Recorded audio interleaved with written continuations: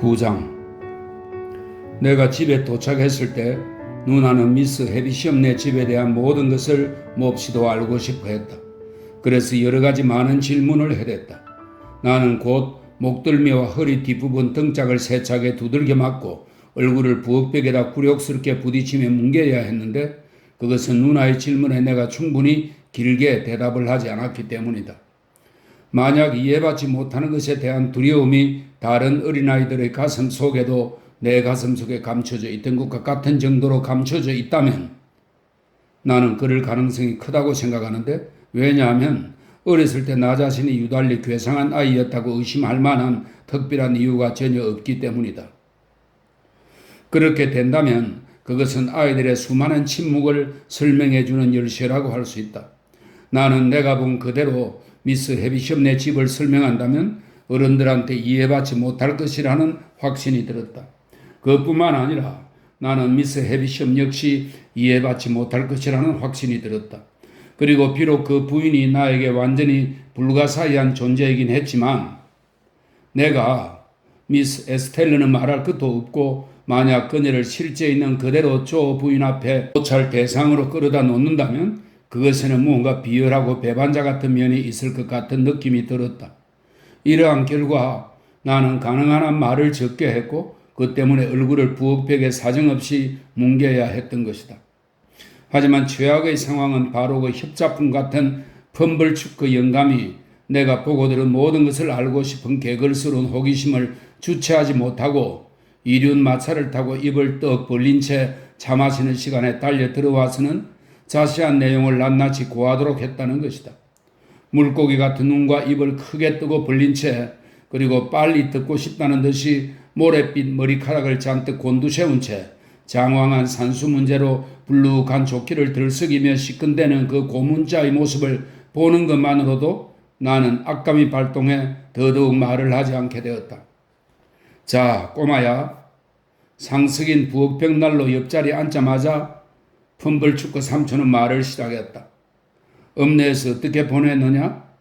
나는 상당히 잘요, 아저씨 하고 대답했다. 그러자 누나는 나에게 주먹을 불끈 쥐어 보였다. 상당히 잘이라고? 펌블축그 씨는 되풀이해 말했다. 상당히 잘이라는 말은 대답이 아니야. 상당히 잘이라니 그게 무슨 뜻인지 말해주겠니, 꼬마야? 내 머리가 고집불통 상태로 단단히 굳어버리고 만 것이 이마에 묻은 허연 회반죽 때문인지는 잘 모르겠다. 어쨌든 부엌벽에서 묻어나온 허연 회반죽을 이마에 묻힌 채 나는 강철처럼 단단한 고집불통 상태가 되었다. 나는 잠시 동안 생각해 본 다음 마치 새로운 생각이라도 발견해낸 것처럼 대답했다. 상당히 잘 보냈다는 뜻이에요. 누나는 못 참겠다는 듯이 소리를 지르며 나에게 달려들었고 조가 대장간에서 일하고 있었으므로 나에게 아무런 방어막도 없었다. 누나가 달려들던 그 순간 펌블축그 씨가 가로막으며 말했다. 안 돼요. 그렇게 화낼 것 없어요. 이 아이 나한테 맡겨요, 부인. 나에게 맡겨봐요. 그러더니 펌블축그 씨는 마치 내 머리라도 깎으려는 것처럼 나를 자기 쪽으로 돌려 세우고는 말했다. 먼저 이건 아마 생각을 가다듬도록 하기 위한 조치 같았는데 42펜스는 얼마지? 나는 400파운드요. 라고 대답하면 그 결과가 어떨지 계산해 보았다. 그리고 아무래도 그것이 나에게 불리하게 작용할 것 같다는 판단에 할 수 있는 한 정답에 가깝게 대답을 했다. 아마 한 8펜스 정도 벗어난 수치였을 것이다. 그러자 펌블축그 씨는 12펜스는 1실링이야 부터 시작해서 40펜스는 3실링 4펜스지. 예, 이르기까지 펜스 계산표 여러 단계를 쭉 나에게 연습시킨 다음 마치 나를 성공적으로 해치우기나 한 듯 의기양양하게 물었다. 자, 그럼 42펜스는 얼마지? 이 질문에 나는 한참 동안 뜸을 들여 생각을 하고 난 뒤에 모르겠어요 하고 대답했다. 사실 그 순간 나는 악감이 너무나 북받쳐 있어서 내가 과연 답을 알고 있었는지조차 의심스러울 정도였다. 펌블축그 씨는 나에게서 정답을 비틀어 짜내기라도 하려는 듯 자신의 고개를 나사못처럼 비틀어대며 말했다.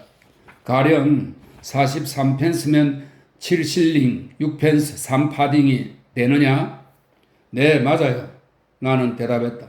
그 순간 누나가 즉시 내 따귀를 후려 갈겼는데도 그 대답으로 그의 꼬드기는 농담이 무색해지면서 그의 말문이 꽉 막히고 만 것을 보는 것은 나에게 굉장히 큰 만족이었다. 꼬마야, 미스 해비심은 어떻게 생겼느냐? 정신을 차린 펌블축구 씨는 팔짱을 단단히 낀 두 팔을 가슴 위에 올려놓고는 아까처럼 고개로 나사못 돌리기를 하면서 다시 말을 시작했다. 키가 아주 크고 얼굴이 검었어요. 나는 그에게 말했다. 그래요, 삼촌? 누나가 물었다. 펌블축구 씨는 눈짓으로 그렇다고 표시했다. 그것을 보고 나는 즉시 그가 미스 해비심을 한 번도 본 적이 없다는 것을 알아차렸다. 왜냐하면 전혀 그렇게 생기지 않았기 때문이다. 좋아. 펌블축구 씨는 우쭐대며 말했다. 아이는 바로 이렇게 다루는 법이죠, 부인. 자, 이제 우리 뜻대로 되어가고 있는 것 같군요, 부인. 정말 그래요, 삼촌. 조 부인은 대답했다.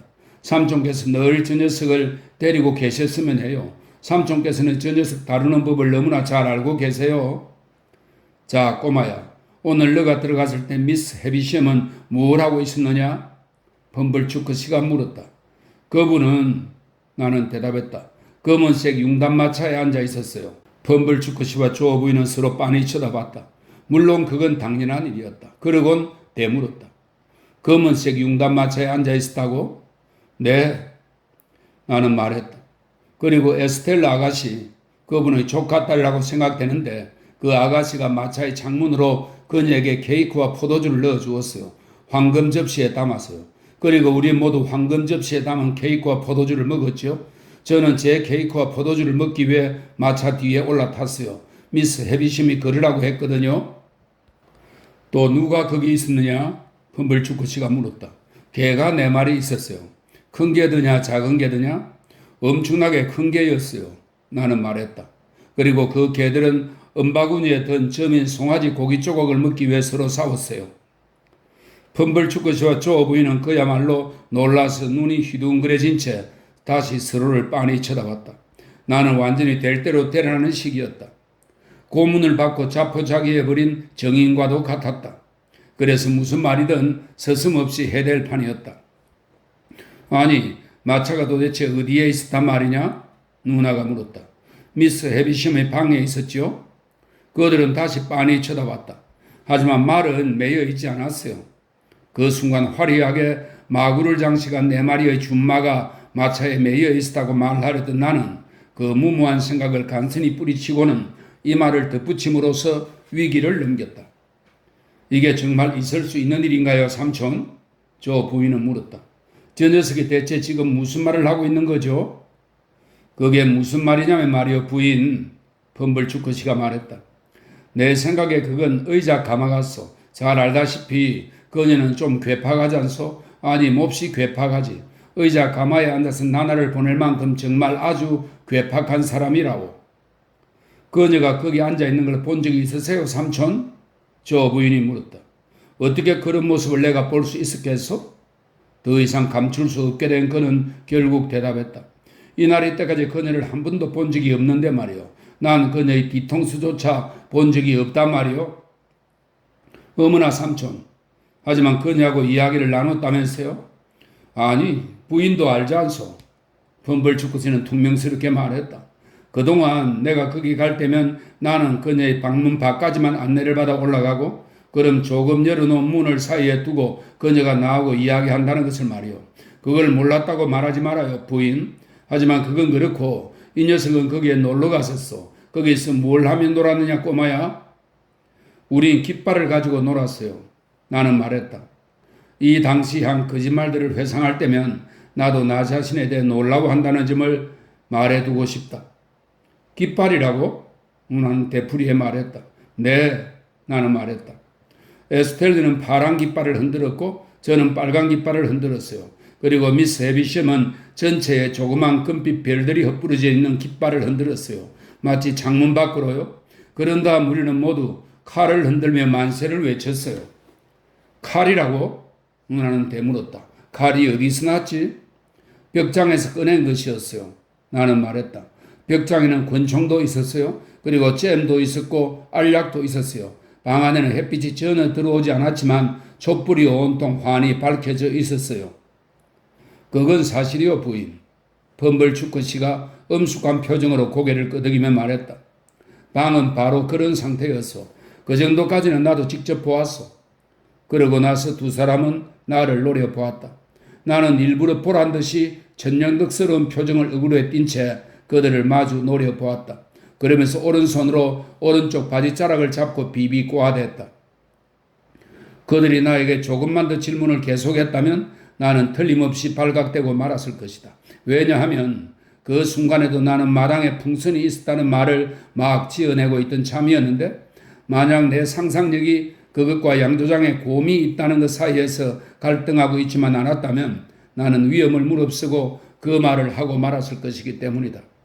하지만 두 사람은 내가 그때까지 진술한 그 경이로운 일들에 대해 열심히 숙고하며 토론하느라 여념이 없어 나는 더 이상 질문을 받지 않고 화를 면했다. 조가 일을 멈추고 차마실에 들어왔을 때에도 그들은 여전히 그 문제에 열중해 있었다. 누나는 조의 호기심을 만족시켜 주기보다는 자기 자신의 답답한 마음을 풀기 위해서 내가 꾸며낸 미스 해비섬 집에서의 일들을 조에게 이야기해 주었다. 조가 파란 두 눈을 동그랗게 뜬 채 주체할 수 없는 놀라움에 부엌을 휘휘 둘러보는 것을 보았을 때 나는 마침내 죄책감을 금할 수 없었다. 하지만 오직 조에 대해서만 그랬을 뿐 나머지 두 사람에 대해서는 조금도 그런 마음을 느끼지 않았다. 내가 조에 대해서 오직 그에 대해서만 나 자신을 흉악한 꼬마 괴물로 생각하며 괴로워하는 동안 나머지 두 사람은 내가 미스 해비시엄을 알게 되고 또 그녀의 마음에 든 결과 이제 어떤 일이 나에게 일어날지 논의하며 앉아 있었다. 그들은 미스 해비시엄이 나를 위해 무언가를 해줄 것이라는 점을 믿어 의심치 않았다. 그들의 궁금증은 오직 그 무언가가 과연 어떤 형태를 띨 것인가에 관한 것이었다. 누나는 재산 쪽일 거라고 주장했다. 반면 펌벌추크 씨는 내가 어떤 점잖은 직업, 가령 곡물 및 종자상 같은 직업에 도제로 들어가도록 상당한 액수의 계약금을 줄 거라는 쪽을 지지했다. 조는 두 사람에게 혹독한 면박과 창피를 당하고 말았는데 왜냐하면 그저 송아지 고기 조각을 두고 싸운 개들 중 한 마리만을 선물로 받게 될 것이라는 의견을 아주 근사한 생각인 듯이 제시했기 때문이다. 바보 같은 대가리로 어련하겠어? 누나는 말했다. 그따위 생각이나 하고 있으니 차라리 가서 남은 일거리나 찾아 하시지. 그래서 그는 대장간으로 갔다. 펌벌추크 씨가 마차를 몰고 떠난 뒤 누나가 설거지를 하고 있는 동안 나는 조가 있는 대장간으로 살짝 빠져나왔다. 그리고는 그가 그날 저녁 일을 다 마칠 때까지 곁에 머물러 있다가 조가 일을 끝냈을 때 나는 말했다. 화덕불이 꺼지기 전에 하고 싶은 말이 좀 있어요, 조. 그래, 핍. 조는 말편자 두드리는 받침대를 화덕 가까이 끌어당기면서 말했다. 그럼 말해보렴, 핍. 뭔데 그러니? 조. 나는 말아 올린 그의 셔츠 소매자락을 잡아 검지와 엄지로 쥐고 비틀면서 말했다. 미스 해비시엄 내 집에 대한 제 이야기 모두 기억하고 있지요? 기억하고 있냐고? 조는 말했다. 아무렴 기억하다마다 정말 놀랍더라. 끔찍한 일인데 말이에요, 조. 그건 사실이 아니에요. 아니, 그게 무슨 말이냐, 핍? 조는 더없이 경악한 얼굴로 뒤로 물러서며 외쳤다. 설마 너 지금... 네, 맞아요. 그건 거짓말이었어요.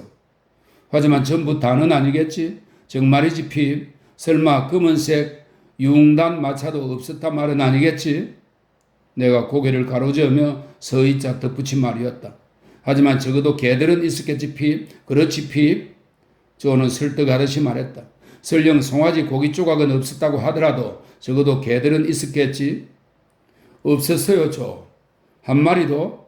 조는 말했다. 강아지조차도? 정말로? 네, 없었어요, 조. 그런 건 아무것도 없었어요. 내가 절망적인 눈으로 그를 빤히 쳐다보는 동안 조는 낙담한 얼굴로 나를 주시했다. 핍, 이보게. 그래서는 안 되는 거네. 여보게, 이런. 대체 어떻게 데리고 그랬단 말인가? 끔찍한 일이죠, 조. 그렇죠? 끔찍하다고? 조는 외쳤다. 이건 아주 무시무시한 일이야. 대체 귀신이라도 씌었던 거니? 내가 무엇에 씌었는지 나도 잘 모르겠어요, 조.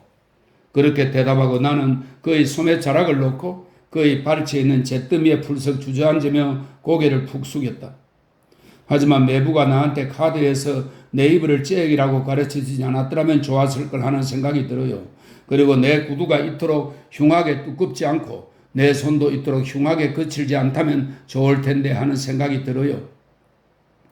그러고 나서 나는 조에게 내가 몹시 비참한 심정이라는 것과 나를 그토록 마구대하는 조 부인과 텀블추크에게 내가 보고 느낀 바를 제대로 설명할 수 없었다는 것과 미스 해비숍네 집에 지독하게 거만하고 아름다운 꼬마 숙녀가 하나 있었는데 그녀가 나보고 천하다고 말했다는 것과 나도 나 자신이 천하다는 것을 알고 있으며 그래서 내가 천하지 않다면 얼마나 좋을까 하는 생각이 든다는 것 등을 이야기한 뒤 그런 모든 것들로 인해 어쩌다가 나도 모르게 그만 거짓말이 나오고 만 것이라고 말했다.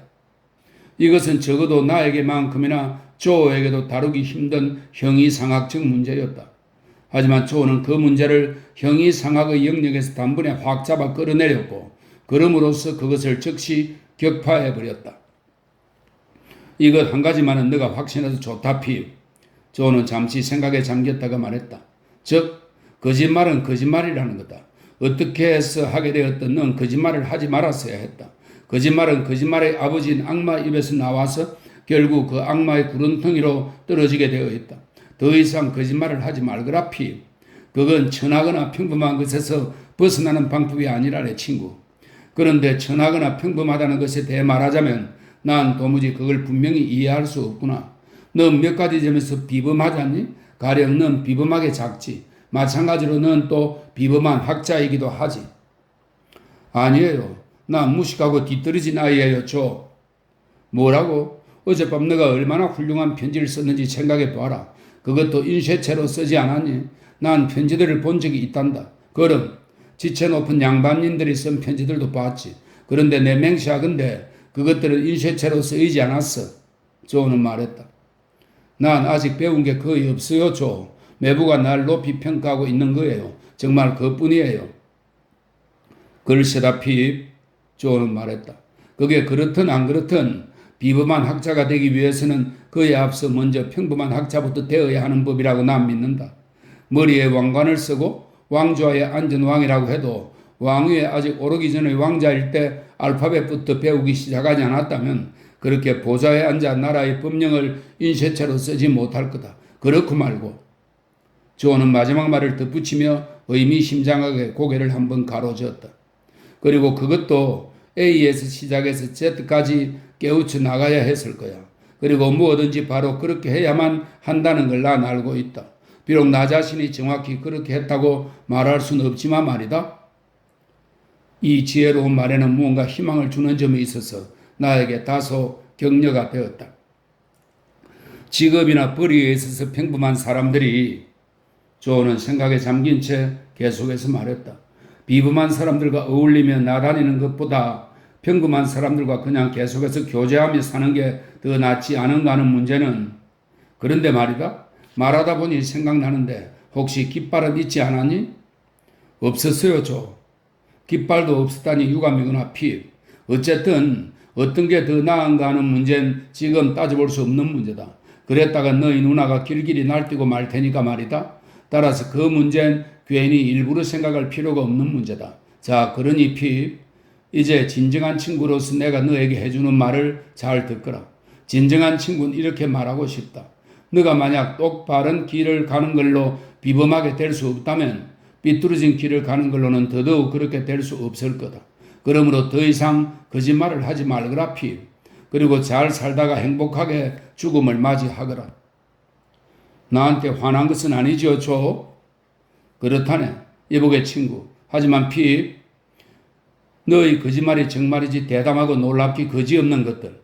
송아지 고기 조각과 개싸움에 관한 거짓말을 지칭하는 건데 그런 것들을 생각해 볼 때 진지하게 너가 잘 되길 바라는 사람은 이렇게 충고할 것이다. 위층에 잘 올라갔을 때 그것들을 마음속으로 곰곰이 반성해 보라고 말이야. 이보게 그게 전부네. 그리고 절대로 거짓말은 더 이상 하지 말게. 내 작은 방에 올라가서 취침 기도를 드릴 때 나는 조의 권고를 잊지 않았다. 하지만 내 어린 마음은 이미 너무나 뒤흔들려서 은혜를 모르는 상태가 되어 있었다. 그래서 자리에 누운 후 오랫동안 나는 대장장이밖에 안 되는 조를 에스텔르가 얼마나 천하게 여길까, 그리고 그의 구두는 얼마나 두껍고 흉하다고 여길 것이며 또 그의 손은 얼마나 거칠다고 여길까 하는 것 등을 생각했다. 나는 또한 조와 누나가 그 순간 거실이 아닌 부엌에 앉아있다는 사실과 내 침실이 부엌에서 곧장 올라오도록 되어 있다는 것과 미스 해비션과 에스텔르가 결코 부엌에 앉는 법이 없는, 즉 그런 천한 행위와는 한참 거리가 먼 높은 수준의 사람들이라는 것 등을 생각했다. 나는 미스 해비션의 집에 있을 때 하던 것들을 돌이켜 생각하다가 잠이 들었다. 마치 그곳에 가 있었던 게 몇 시간이 아니라 몇 주 또는 몇 달이라도 되는 것처럼, 그리고 그게 겨우 그날 일어난 일이 아니라 아주 오래된 기억의 주제이기라도 한 것처럼 느끼면서 말이다. 그날은 나에게 잊지 못할 중대한 날이었다. 그날은 나에게 커다란 변화를 일으킨 날이었기 때문이다. 하지만 그건 어느 누구의 인생이든지 마찬가지일 것이다. 인생에서 어느 선택된 하루가 빠져버렸다고 상상해보라. 그리고 인생의 진로가 얼마나 달라졌을지 생각해보라. 이 글을 읽는 그대 독자여, 잠시 멈추고 생각해보라. 철과 금, 가시와 꽃으로 된 현재의 그 긴 쇠사슬이 당신에게 결코 묶이지 않았을 수도 있다는 것을, 어느 잊지 못할 중대한 날에 그 첫 고리가 형성되지 않았더라면 말이다. 10장. 하루나 이틀이 지난 후 아침 잠에서 깨어났을 때 나는 한 가지 훌륭한 묘안을 떠올렸는데, 나 자신을 비범하게 만드는 가장 좋은 방법은 바로 비디한테서 그녀가 알고 있는 모든 것을 다 배워내는 것이라는 생각이었다. 이 근사한 생각을 실현하고자 나는 밤에 윕슬시의 왕고문에 야하게 갔을 때 비디에게 인생에서 성공하고 싶은 특별한 이유가 나에게 있으며 그녀가 알고 있는 모든 지식을 가르쳐 준다면 무척 고맙게 여기겠노라고 말했다. 그 어느 소녀보다도 남을 잘 돌보아주는 비디는 즉시 그렇게 해주겠노라고 했고, 실제로 5분도 채 지나지 않아 약속을 실천에 옮기기 시작했다. 윕슬시의 왕고문과 황급해 놓은 교육 체계 내지 교육 과정은 다음과 같이 요약하여 정리할 수 있다. 먼저 학생들이 사과를 먹든지 등에다 서로 지푸라기 따위를 집어넣든지 하며 한참 놀고 있으면 윕슬시의 왕고모가 마침내 기운을 차리고는 자작나무 회초리를 들고 비틀비틀 아이들한테 달려들어 무차별적으로 때려댔다. 그 공격을 온갖 방식으로 비웃어대며 막아낸 아이들은 이윽고 자리에 정렬해 앉았고, 그런 다음 너덜너덜한 책 한 권을 웅성거리며 손에서 손으로 전달했다. 그 책에는 알파벳과 얼마간의 숫자와 계산표, 그리고 약간의 철자법 등이 들어있었다. 좀 더 정확히 말하면 들어있던 흔적이 있었다. 이 책이 학생들 사이에 돌아다니기 시작하자마자 바로 윕슬시의 왕고문은 혼수 상태에 빠졌는데, 잠이 들어서 그렇거나 아니면 류머티즘의 발작 때문에 발생한 현상이었다. 그러면 학생들은 자기네끼리 구두를 주제로 누구의 발가락을 누가 가장 세게 밟을 수 있는가 하는 것을 확인하기 위해 서로 경쟁적으로 시험해보기 시작했다. 이 정신운동은 비리가 달려들어 그들을 중단시키고 따라떨어진 세 권의, 마치 어떤 물건이 큰 토막에서 서투른 솜씨로 잘라낸 것처럼 생긴 세 권의 성경책을 나눠줄 때까지 계속되었다. 그런데 이 성경책들은 정말이지 내가 그 후에 본 어떤 낡은 고서적보다도 더 읽기 힘들게 인쇄되어 있는 데다 온통 잉크 얼룩투성이였고, 또 책장 사이마다 곤충세계의 여러 가지 표본들이 압사한 상태로 끼어 있었다. 이 단계의 교육과정은 대개 비리와 말을 안 듣는 학생들 간에 1대1로 벌어지는 몇 차례의 싸움을 통해 분위기가 달구어지곤 했다. 이 싸움이 끝났을 때 비리는 읽을 페이지가 어딘지 알려줬고, 그러면 우리는 모두 아는 대로 아니면 모르는 대로 재주껏 크게 소리내어 끔찍한 합창으로 따라 읽었는데, 비리가 먼저 고음의 날카롭고 단조로운 목소리로 읽어나가면 우리는 읽는 내용에 대한 이해나 경외심 같은 것은 조금도 없이 그저 소리만 따라서 내는 식이었다. 이 지독한 소음이 일정 시간 동안 계속되고 나면 마침내 윕슬시의 왕고모가 자동적으로 깨어났는데, 그러면 그녀는 아무렇게나 하나이한테 비틀대며 다가가 그의 귀를 잡아당기는 것이었다. 이 행동은 바로 그날 저녁 수업 과정의 종결을 알리는 표시로 이해되었고, 그러면 우리는 지적 승리의 비명을 질러대며 밤 공기 속으로 뛰어나왔다. 공정하게 말하건대 어떤 학생이든지 석판 또는 심지어 잉크, 물론 그게 있다면 하는 말인데 그 잉크까지도 사용하는 것이 금지되지는 않았다. 하지만 겨울철에 그쪽 분야의 학업을 추구한다는 것은 쉽지 않았다. 왜냐하면 수업이 이루어지는 그리고 휩쓸시의 왕금의 거실이자 침실이기도 한 그 자그마한 자파점은 싸구려 재활용 양초 한 개의 맥없는 불빛으로, 그것도 심지를 잘라주는 법이 없이 겨우 희미하게 밝혀져 있을 뿐이었기 때문이다. 이와 같은 상황에서 내가 비분해지는 데는 시간이 상당히 걸릴 것처럼 보였다. 그런데도 나는 노력해보기로 작정했고, 그래서 바로 그날 저녁부터 비디는 나와의 그 특별한 약속을 이행하기 시작했는데, 그녀는 자신이 가지고 있는 작은 가격표 목록에서 습당이라는 항목 아래의 정보 약관을 나에게 가르쳐준 다음 집에서 베껴 쓰라고 커다란 고대의 영어 글자 D를 나에게 주었다. 그 D자는 그녀가 어느 신문 제목에서 보고 써놓았던 것인데, 그녀가 나에게 그게 뭔지 말해줄 때까지 나는 그것이 혁대 버커를 나타내는 도안이라고 생각했더랬다. 마을에는 당연히 술집이 있었다. 그리고 당연히 조는 가끔씩 거기 가서 담배 피우는 것을 즐겼다. 나는 그날 저녁 누나한테서 엄중한 명령을 받았는데, 그것은 야학교에서 돌아오는 도중에 3명의 술친구라는 이름의 이 술집에 들러 거기 있는 조를 무슨 일이 있어도 꼭 집으로 데리고 오라는 것이었다. 따라서 3명의 술친구를 향해 나는 발걸음을 옮겼다. 3명의 술친구의 입구에는 판매 카운터가 있었는데, 그 카운터 옆에 문간 쪽 벽면에는 굉장히 긴 외상 눈금들이 백목으로 그어져 있었다. 내가 보기에 그것들을 갚는 경우는 전혀 없는 것 같았다. 그 눈금들은 내가 기억할 수 있기 전부터 거기 있었을 뿐만 아니라 내 키보다 빠른 속도로 높이 올라갔다. 우리 고장에서는 백목을 만드는 석회석이 많이 났는데, 그래서 아마 사람들은 기회 있을 때마다 부지런히 그것을 사용하곤 했던 모양이다. 토요일 저녁이어서 그랬는지 내가 들어갔을 때 술집 주인은 이 눈금 기록들을 다소 엄한 얼굴로 바라보고 있었다. 하지만 내 용건은 그가 아니라 조에게 있었으므로 나는 간단히 저녁 인사만 하고는 그를 지나쳐서 복도 끝에 있는 넓은 휴게실로 들어갔다. 거기에는 커다란 벽난로 불이 밝게 활활 타고 있었고, 조가 휩쓸씨와 낯선 사람 한 명과 함께 앉아 파이프 담배를 피우고 있었다. 조는 늘 그러듯이 어이 여복의 친구 핍 하고 나를 맞아 주었는데, 조가 그렇게 인사하는 순간 낯선 사람은 고개를 휙 돌려서 나를 쳐다보았다. 어딘지 비밀스러워 보이는 그 사람은 내가 한 번도 본 적이 없는 사람이었다. 그의 머리는 한쪽으로 완전히 기울어 있었고 한쪽 눈은 반쯤 감겨 있었다. 마치 보이지 않는 총으로 무언가를 겨냥하고 있는 듯한 모습이었다. 파이프를 물고 있던 그는 입에서 그것을 빼더니 나를 계속해서 빤히 쳐다보며 천천히 연기를 뿜어 날려보냈다. 그리고 나에게 고개를 끄덕여 보였다. 그래서 나도 그에게 고개를 끄덕여 보였는데, 그러자 그는 다시 고개를 끄덕여 보이더니 내가 앉을 수 있도록 긴 의자의 자기 옆자리를 내주었다.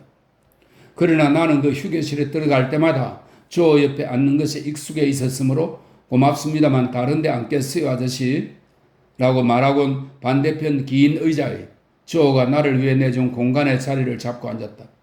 낯선 사람은 조를 한번 헐끗 보더니 조의 주위가 다른 데 쏠려 있는 것을 보고는 막 자리에 앉은 나에게 다시 고개를 끄덕였다. 그리고는 자신의 다리를 내가 받은 인상으로는 아주 이상한 방식으로 문질렀다. 당신은, 낯선 사람이 조를 돌아보며 말했다. 막 자신이 대장장이라고 말하던 중이었지요? 맞습니다. 그렇게 말했지요. 아시다시피. 조가 말했다. 뭘 드시겠습니까, 미스터? 그러고 보니 아직 성함을 말해주지 않으셨군요. 이에 조는 이름을 말해주었고, 그러자 그 낯선 사람은 조의 이름을 사용하며 말했다. 뭘 드시겠소, 가젤리 씨? 내가 사겠소. 마지막 한 잔으로 말이요? 글쎄요, 조가 말했다. 솔직히 말씀드리자면 제가 아닌 남이 사는 술은 별로 마셔 버릇하지 않습니다. 버릇이라고요? 그게 아니요. 낯선 사람은 대답했다. 그저 딱 한 번이요. 게다가 토요일 밤이기도 하지 않소? 자, 말씀 하나 하시오, 가저리시. 너무 뻣뻣하게 구는 사람이 되고 싶진 않으니까 그럼 저는 말했다. 럼을 마시겠습니다. 좋소, 럼. 낯선 사람은 되풀이하며 말했다. 거기 계신 다른 신사분도 의사를 밝혀주시겠소? 나도 럼을 마시겠소. 럼 석 잔 주시오. 낯선 사람은 주인을 향해 큰 소리로 외쳤다. 자, 어서 잔을 돌리시오. 여기 이 신사분은 저는 휩쓸치를 소개하며 말했다. 누구나 듣고 싶어 할 만큼 낭독을 아주 잘하시는 분이랍니다. 바로 우리 교회의 석이시죠. 아, 그래요? 낯선 사람은 재빨리 그리고 나에게 찡긋 눈짓을 하며 말했다. 섭지 저 바깥에 있는 주위에 무덤들이 있는 그 외딴 교회 말이죠. 바로 그렇습니다. 조가 말했다. 낯선 사람은 파이프를 문 채 일종의 느긋한 콧소리를 킁킁거리며 혼자 독차지하고 있는 그 긴 의자 위에 자기 두 다리를 올려놓았다. 그는 테두리가 넓고 펄럭이는 여행자 모자를 쓰고 있었는데 모자 밑에다 손수건을 캡 모양으로 머리에 둘러매고 있어서 머리카락이 하나도 보이지 않았다. 그가 난로불을 바라보고 있을 때 나는 어떤 교활한 표정이 그의 얼굴에 떠오르는 것을 보았다고 느꼈다. 하지만 그것은 즉시 웃음 섞인 표정으로 바뀌었다. 신사 여러분, 나는 이 고장에 대해 잘 모릅니다만 강 쪽을 향한 지역은 좀 외딴 곳처럼 보이는군요. 섭지대는 대부분 외딴 곳이지요. 조가 말했다. 물론 그렇죠. 물론. 집시나 뜨돌이나 불황자 같은 패거리가 지금도 그곳에는 있나요? 아니요. 조가 말했다. 도망 죄수만이 이따금씩 있을 뿐이랍니다. 게다가 그들을 발견하는 것도 쉽지는 않답니다. 그렇죠, 휩쓸씨? 휩쓸씨는 지난번 곤혹을 위험 있게 기억하면서 그렇다고 동의했다. 하지만 그리 적극적인 동의는 아니었다. 두 분은 죄수를 쫓는 그런 수색에 나선 적이 있는가 보군요? 낯선 사람이 물었다. 한 번 있었지요. 조가 대답했다. 물론 이해하시겠지만 직접 그들을 잡기 위해서는 아니었습니다. 구경꾼으로 따라 나선 것뿐이었지요. 저와 여기 휩쓸씨 그리고 핍이 함께 갔었답니다. 그렇잖니 핍? 그래요, 조. 낯선 사람은 나를 다시 바라보았다. 그러면서 여전히 눈을 찡긋거렸는데 마치 자신이 보이지 않는 총으로 나를 특별히 겨냥이라도 하고 있는 듯 했다. 그가 말했다. 똘똘하게 생긴 꼬마 대장 친구로군요. 이름이 뭐라고요? 핍이라고 합니다. 조가 말했다. 세례명이 핍이라는 건가요? 아닙니다. 세례명이 아닙니다. 그럼 성씨겠군요? 아니요. 조는 말했다.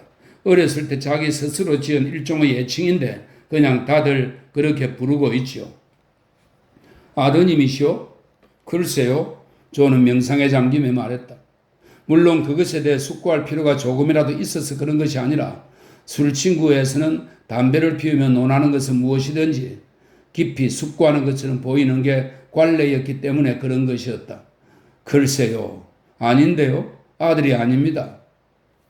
그럼 조카입니까? 낯선 사람은 다시 물었다. 글쎄요. 조는 아까처럼 심오한 사유의 표정을 지으며 말했다. 아닙니다. 네, 아닙니다. 사실을 말씀드리건대 이 아이인 제 조카가 아닙니다. 이런 젠장, 그럼 대체 뭐란 말이요? 낯선 사람이 물었다. 나에겐 그가 필요 이상으로 열을 내며 물어보는 것처럼 여겨졌다. 그러자 휩쓸씨가 끼어들었다. 남자가 결혼할 수 없는 여자 친척이 누구인가를 유념하고 있어야 할 직책상의 이유가 있었던 그는 이것은 무슨 말이냐 하면은 교회 서기는 종교적으로 금혼의 대상이 되는 친족관계의 범위를 알고 있어야 했음이라는 설명이 있습니다. 남자가 결혼할 수 없는 여자 친척이 누구인가를 유념하고 있어야 할 직책상의 이유가 있었던 그는 가족관계에 대해 모든 것을 알고 있는 사람으로서 나와 조 사이의 관계를 상세히 설명해 주었다. 일단 입을 연 이상 휩쓸씨는 리처드 3세에 나오는 구절 하나를 아주 무시무시하게 으르렁대며 암송하고 난 뒤에야 말을 끝냈다. 그리고 마지막에 단지 시인이 그렇게 말했다고 라고만 덧붙였는데 그는 그것으로 암송의 이유를 충분히 다 설명했다고 생각하는 듯 했다. 그런데 나는 여기서 휩쓸씨가 나에 대한 이야기를 할 때면 내 머리카락을 헝끌어뜨려 그것으로 내 눈을 찔러대는 것을 이야기의 필수적인 부분으로 여겼다는 것을 말하고 싶다.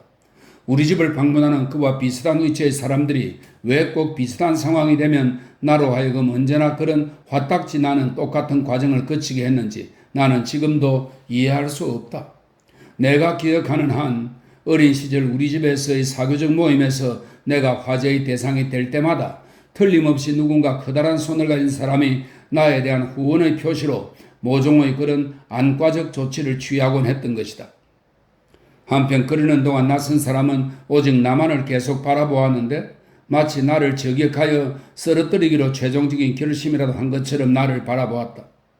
다만 아까 젠장 어쩌가며 격한 말을 내뱉은 이후로 주인이 물을 탄 럼을 잔에 담아 가져올 때까지 말은 한마디도 하지 않았다.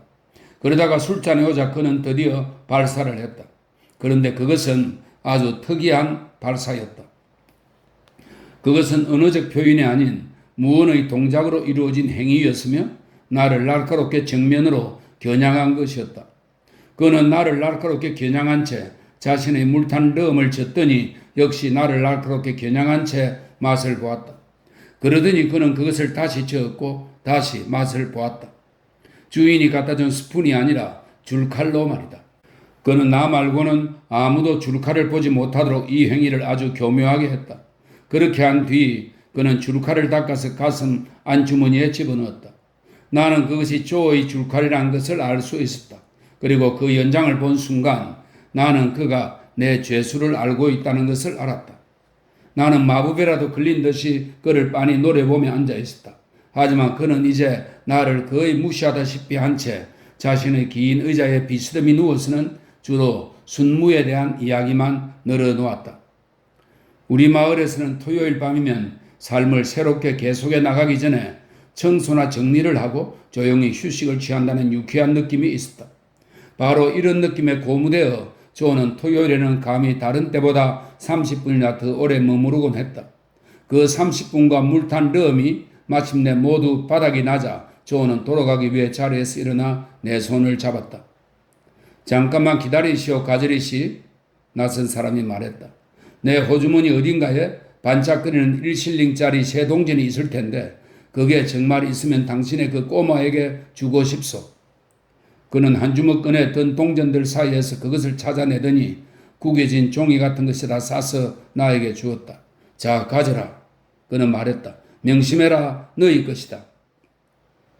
나는 그에게 고맙다고 말하기는 했지만 조에게 바짝 달라붙어서는 예의의 범위를 훨씬 넘어서도록 그를 빤히 쳐다보았다. 그는 조에게 잘 가라고 인사를 한 다음 윕슬 씨에게도 잘 가라고 인사를 했다. 그도 우리와 함께 나갔다. 그리고 그의 조준하는 눈으로 나를 흘끗 한번 바라보기만 했다. 아니, 그건 바라보는 게 아니었다. 왜냐하면 그는 그 눈을 감았기 때문이다. 하지만 눈을 감는 것으로도 놀라운 일은 행해질 수 있는 법이다. 귀갓길에서 만약 내가 대화를 나눌 기분이기만 했다면 그 대화는 전부 내가 도맡아 했을 게 틀림없었다. 윕슬 씨는 바로 술친구 문 앞에서 우리와 헤어졌고 조는 최대한 많은 공기를 들이쉬어 럼 냄새를 제거하고자 집으로 가는 내내 입을 크게 벌린 채 걸어갔기 때문이다. 하지만 나는 옛날 내 비행과 옛날에 알던 사람이 이렇게 다시 떠오른 것에 대한 충격으로 다수간 을이 빠져 있었고 그래서 다른 생각을 할 수 없었다. 우리가 부엌에 들어갔을 때 누나는 기분이 그리 나쁘지 않은 상태였다. 조는 여느 때와 다른 이 상황에 용기를 얻어 반짝이는 그 1실링 동전에 대한 이야기를 누나에게 했다. 못 쓰는 동전일 거야. 틀림없어. 조 부인은 장담하듯이 뻐기며 말했다. 그렇지 않고서는 그걸 이 녀석한테 주었을 리 없어. 어디 좀 보자. 나는 종이에서 동전을 꺼냈다. 동전은 진짜인 것으로 판명되었다. 그런데 이건 뭐야? 조 부인은 동전을 내던지고 동전을 쌌던 종이 조각을 집어들며 말했다. 1파운드짜리 지폐 2장 아니야? 정말 틀림없는 1파운드짜리 지폐 2장이었다. 그것도 군내에 있는 모든 가축 시장을 뻔질나게 드나들며 그것들과 더없이 친밀한 관계를 맺었던 것처럼 보이는 땀에 절고 기름진 지폐들이었다.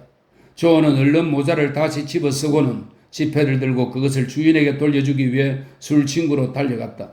그가 가고 없는 동안 나는 내가 늘 앉는 글상에 앉아서 누나를 멀뚱하니 바라보고 있었다. 하지만 속으로는 그 사람의 술집에 없을 것을 강하게 확신하고 있었다. 조는 곧 돌아왔다. 그는 그 사람이 이미 가고 없어서 3명의 술친구에다 지폐에 관한 증가를 남겨놓고 왔다고 말했다.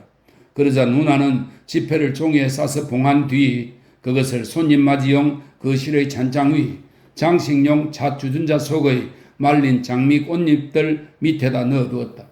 그래야 지폐들은 거기 그렇게 놓인 채 수많은 나날 동안 악몽처럼 나를 괴롭혔다.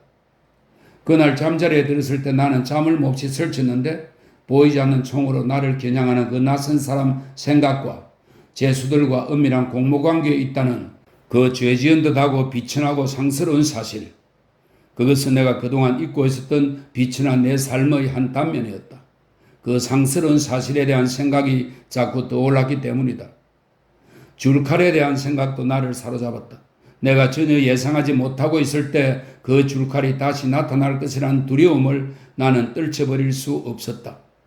나는 다음 수요일 미스 해비심의 집에 가는 것에 대한 생각으로 마음을 겨우 달래고 잠이 잠깐 들었다. 하지만 꿈속에서 나는 그 줄칼이 누가 그것을 쥐고 있는지는 알 수 없는 채 어떤 문에서 나와서 나를 향해 다가오는 것을 보고 비명을 지르며 깨어나고 말았다.